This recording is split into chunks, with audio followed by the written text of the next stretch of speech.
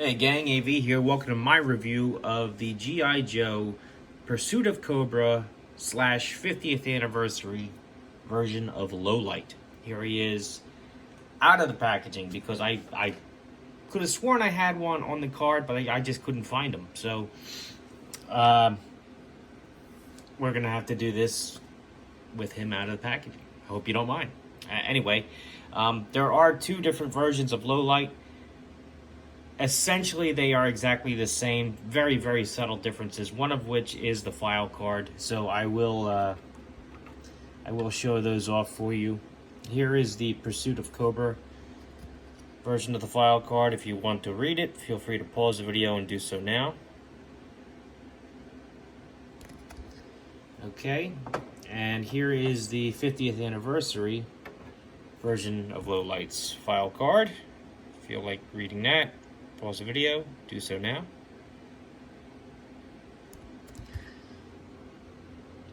Okay, and the other big difference is the figure stand. This is the Pursuit of Cobra figure stand. Just says Lowlight on the front, no paint or anything. And the 50th anniversary version of Lowlight says codename Lowlight, and then it has gold GI Joe letters, raised letters on the top there. Essentially, they are exactly the same, just those two subtle differences. Besides that, the figures themselves, near as I can tell, are identical. There's nothing else that sets them apart, really. So we're all going to have a look at the accessories for one of them, because they are exactly the same. We're going to start off with the backpack, which is openable, and you have storage in there. It is worth mentioning that between this and the gun case, which I'll go over in a second, he can store every one of these accessories on the figure, which is fantastic in my opinion. I mean, he's a little back heavy, but he's fully loaded. Every accessory he comes with is on him. Huge fan. I'm a huge fan of that.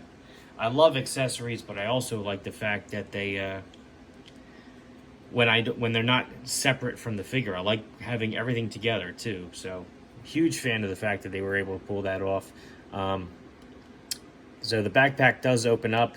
There is enough storage capacity in there, especially if you utilize like these top straps and the peg holes here to accommodate all the stuff he comes with. Takes a little practice to get it all to fit, but it does fit.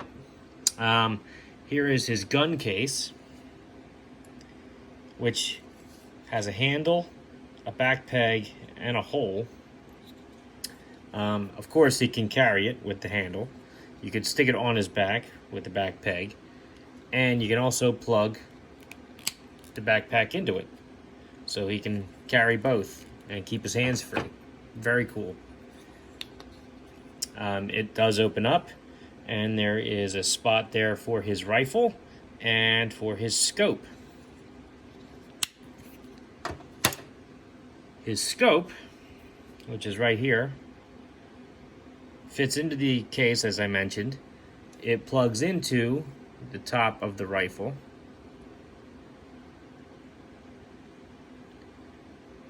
And there's actually a spot on the figure's leg where you can plug it in there. I just have to get it lined up right.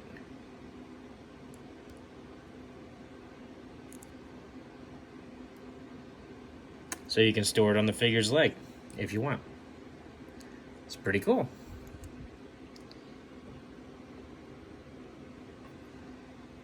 The rifle,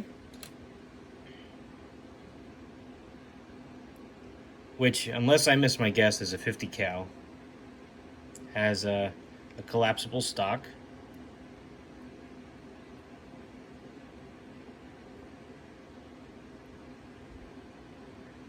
A spot up here for his bipod, which is right here.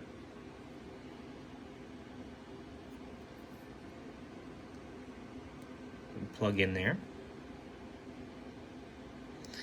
And he also comes with a suppressor, which you can plug onto the end. So with the rifle fully equipped, I think it goes this way. That's what it looks like.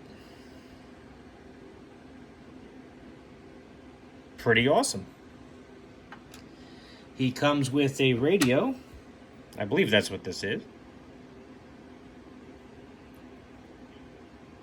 Which has an antenna on the top, and it has a working crank here. Kind of. The handle kind of gets in the way up there, but it is articulated. It has a peg hole here, which you could plug into the figure's back, but frankly, it's supposed to plug into the side of the backpack like that. He comes with his goggles, his signature red light filtering goggles, which do fit on the figure's face, as I showed on this guy.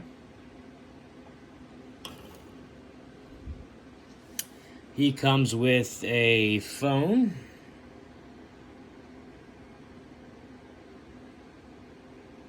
like a little candy bar Nokia phone, a range finder, which is two-part construction. You have to take it apart to get it into the backpack, but it'll fit.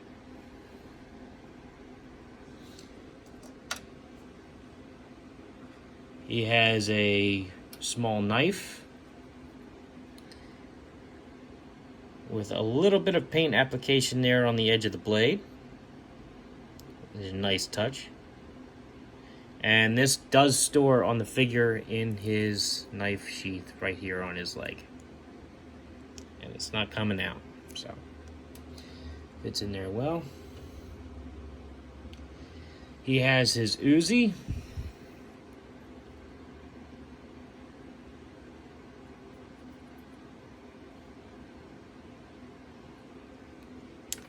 And he has a box of ammunition.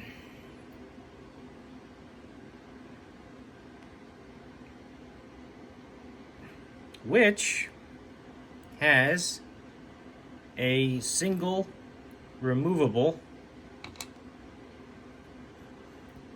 50 caliber round. Pretty awesome. It just plugs in right here.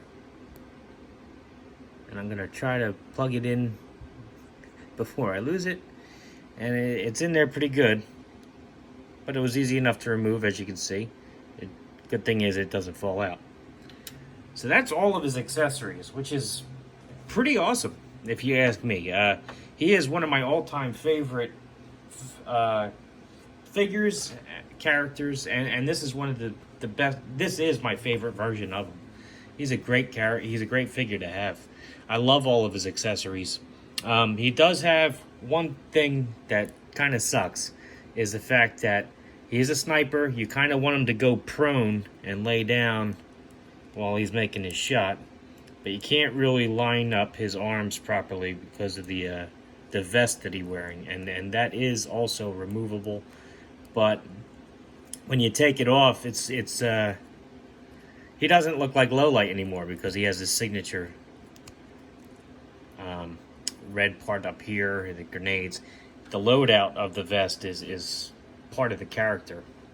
It makes him identifiable as the character Lowlight. But anyway, let's go over his articulation with the vest on, because I'm not in the habit of taking these off. Like I've mentioned with my Boss Fight Studio figures, when you start messing with the vests, sometimes they don't go back on properly.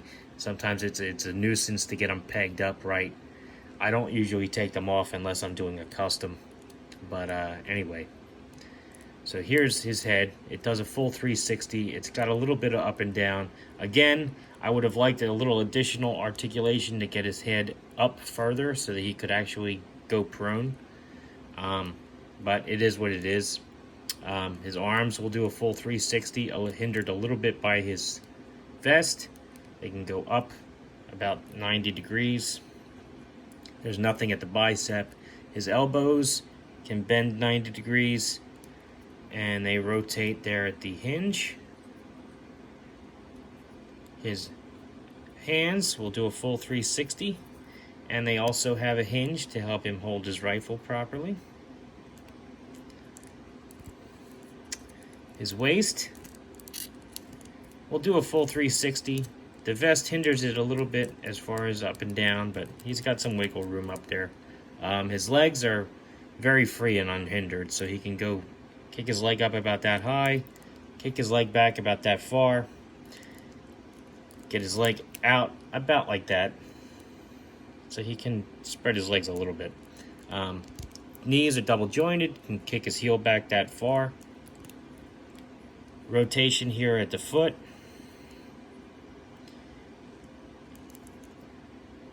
Ankle hinge to point his toes down, and he can point his toes up. This is one of my all-time favorite Pursuit of Cobra figures, mostly because of the accessories and the fact that I love the character. I will say that he does have his setbacks. Like I said, you can't really make him go prone. In order to use him with the rifle properly, you kind of have to have this like mounted on a low standing wall with the bipod in order for him to be properly shooting with it. Again, you can't really get his rifle properly lined up with his eyeball either. It's a little tough because of the vest again, but still, it's very cool. I really like this figure a lot. He comes with some of the best accessories out there, and I'm very happy with him. You just have to get a little creative when you're posing him, that's all. So all in all, this has been my review of Lowlight from both the 50th anniversary and the Pursuit of Cobra lines. Like I said before, the figures and the accessories are all identical. The main difference between the two was the fact that the figure stand and the file cards were different. And obviously the 50th anniversary version here was in a 2-pack with a red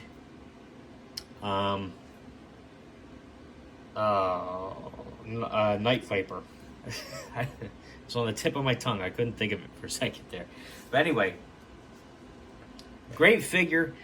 Love his accessories. I wish he had a little bit better articulation because of the vest, and you know, that's it. So if you like this video, check out my channel. If you like what you see there, then please subscribe. And as always, thanks for watching.